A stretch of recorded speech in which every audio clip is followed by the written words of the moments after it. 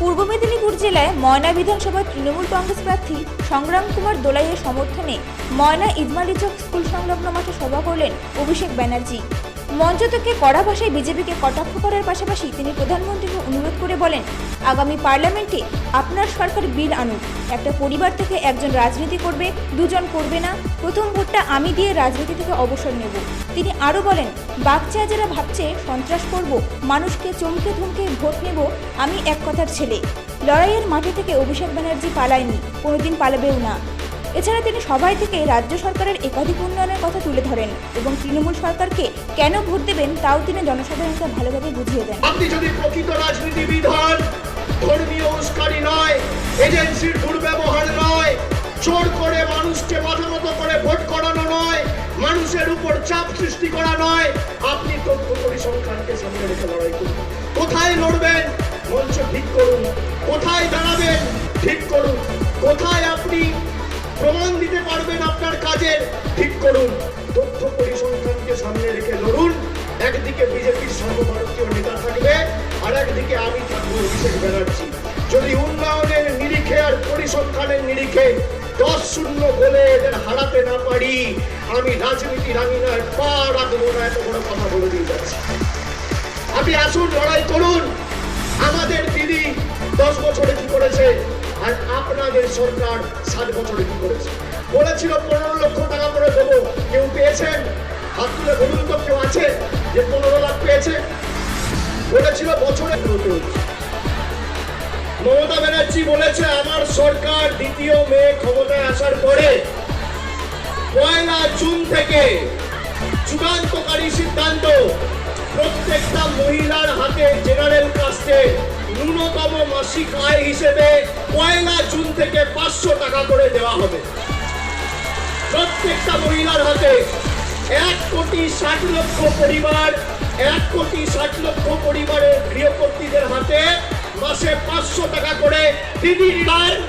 SC ST যদি হয় তাহলে মাসে 500 নয়, 600 নয়, 800 নয়, 1000। বছরে 12,000 টাকা করে মমতা বন্দ্যোপাধ্যায় গৃহকর্তীদের হাতে দেবে। কারোর ওপর নির্ভর করতে হবে না।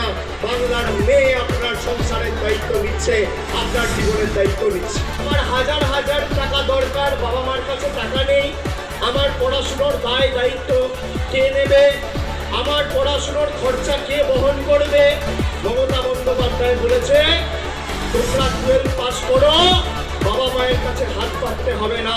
আমার সরকার তোমাকে স্টুডেন্ট ক্রেডিট কার্ড দেবে, 4% সুদে 10 লক্ষ টাকা করে যুবকদের দেওয়া হবে, যাতে আগামী দিন আপনারা আপনাদের শিক্ষার দায়িত্ব নিজেরা নিতে পারেন। 3 নম্বর বলছে না, PM কিষাণ সম্মান নিধি 6,000 টাকা করে কৃষকদের দেবো। বিজেপি বলছে বাংলাকে পাতে মারা ভাতে। 1 জুন থেকে বাংলার 68 লক্ষ ক্ষুদ্র এবং প্রান্তিক কৃষককে কেন্দ্রের 6,000।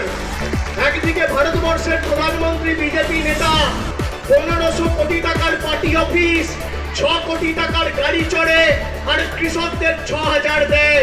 আর একদিকে বাংলার মেয়ে টালির ছাদের ঘরের তলায় থাকে, হাওয়াই চপ্পল পরে আর কৃষকদের 10,000 টাকা দেয়। আপনি কাকে বাঁচবেন মায়েরা? কাকে বাঁচবেন? কাকে বাঁচবেন? আর একটা কথা বলবো, অনুমতি দিলে বলবো। এই যে বিশ্বাসঘাতকরা আসছে না, এসে বলছে মোদিজি চাল পাঠাচ্ছে, মোদিজি গম পাঠাচ্ছে। 75,000 কোটি টাকা বাংলার বুক থেকে প্রতি বছর কেটে নিয়ে যাচ্ছে। 7 বছরে বাংলা থেকে 5,25,000 কোটি টাকা ভারতীয় জনতা পার্টি কেটে নিয়ে গেছে।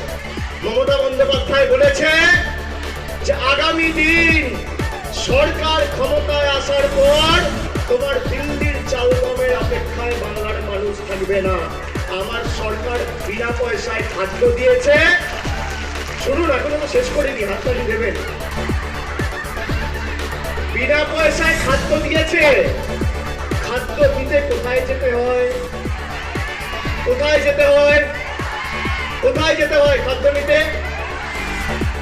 শুনতে পাচ্ছি না, একটু জোরে বলতে হবে। কোথায় যেতে হয় মায়েরা? পয়লা জুন থেকে রেশন দোকানে যেতে হবে না, খাদ্য আপনার বাড়িতে এসে পৌঁছাবে। দুয়ারে রেশন,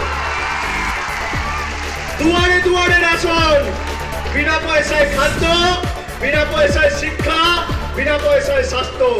লাইনে দাঁড়িয়ে আর খাদ্যর জন্য অপেক্ষা করতে হবে না, সরকার খাদ্য আপনার বাড়িতে পয়লা জুন থেকে পৌঁছে দেবে। বলছে দুয়ারে সরকার আর স্বাস্থ্য সাথীকার ক্ষমতা।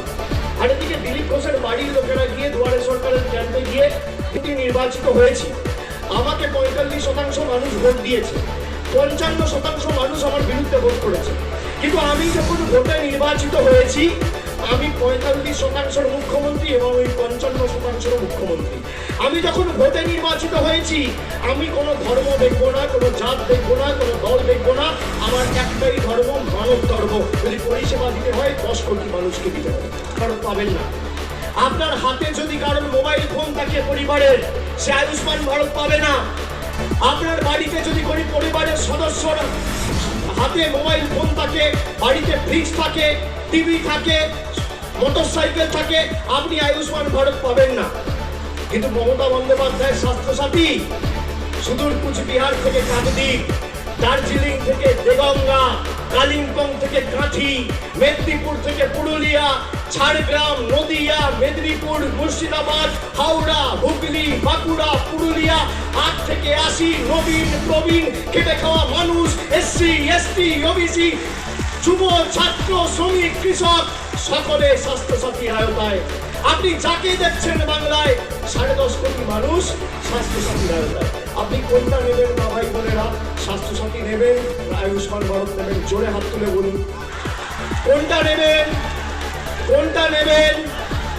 স্বাস্থ্যসাথী কার্ড প্রিন্ট করতে, স্মার্ট কার্ড প্রিন্ট করতে যে খরচা লাগে না, সেই খরচাটুকু মমতা বন্দ্যোপাধ্যায় সরকার দিচ্ছে, আপনাকে 5 পয়সা দিতে হচ্ছে না। আর নারী ক্ষমতায়নের প্রতীক হিসেবে মহিলাদের নামে, বাড়ির গৃহকর্ত্রীর নামে স্বাস্থ্যসাথী কার্ড করা হয়েছে। যারা বিবাহ করে বিবাহিত হওয়ার পর ঘর সংসার নিয়ে ব্যস্ত হয়ে পড়ে, বাপের বাড়ি থেকে সোনাকে কে দেখবে, ঠিক থাকে না। মমতা বন্দ্যোপাধ্যায় সেই জন্য সেই নারীদের নামে কার্ড করে নারী ক্ষমতায়নের প্রতীক হিসেবে স্বাস্থ্যসাথী কার্ড এবং তার সুবিধা প্রত্যেকটা পরিবারের হাতে তুলে দিয়েছে। যে কর্ত্রীর নামে, যে মহিলার নামে স্বাস্থ্যসাথী কার্ড রয়েছে, তার বাপের বাড়ির লোকও স্বাস্থ্যসাথী পাবে আর শ্বশুর বাড়ির লোকও স্বাস্থ্য। চূড়ান্তকারী সিদ্ধান্ত আপনারা বলুন, ভারতবর্ষের বুকে আর কেউ করে দেখায়? সোনার মধ্যপ্রদেশ হলো না কেন? এতদিন ধরে রাজস্থানে ক্ষমতায় ছিলেন, রাজস্থানে সোনার রাজস্থান হলো না কেন? আসামে সোনার আসাম হলো না কেন? হরিয়ানায় সোনার হরিয়ানা হলো না কেন? সোনার ত্রিপুরা হলো না কেন? সোনার অরুণাচল হলো না কেন? এখন বলছে সোনার বাংলা, মানে দিলীপ ঘোষ গরুর দুধ থেকে সোনা দেবে আর ওই সোনা দিয়ে ওরা সোনার বাংলা তৈরি করবে। শুনে রাখুন, একমাত্র মহিলা মুখ্যমন্ত্রী ভারতবর্ষে যে কটা রাজ্য রয়েছে, বিজেপি তো একাধিক রাজ্য ক্ষমতায়, একটা রাজ্যকেও দেখাতে পারবে যেখানে বিনা পয়সায় স্বাস্থ্য, বিনা পয়সায় শিক্ষা, বিনা পয়সায় চিকিৎসা, বিনা পয়সায় খাদ্য কেউ দেখাতে পারবে?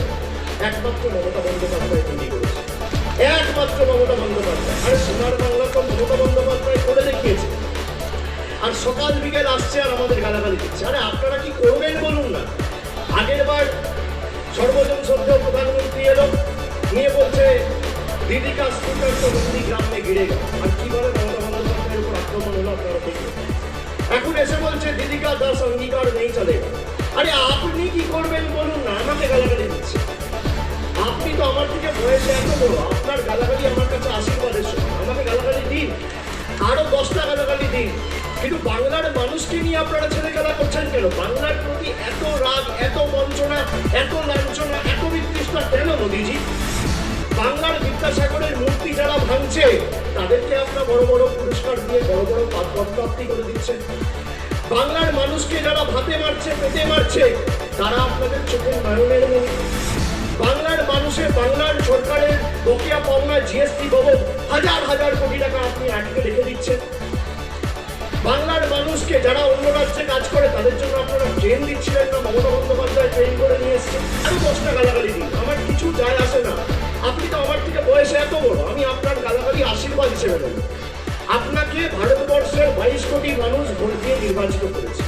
আপনি সবার প্রধানমন্ত্রী, আপনি আমার প্রধানমন্ত্রী।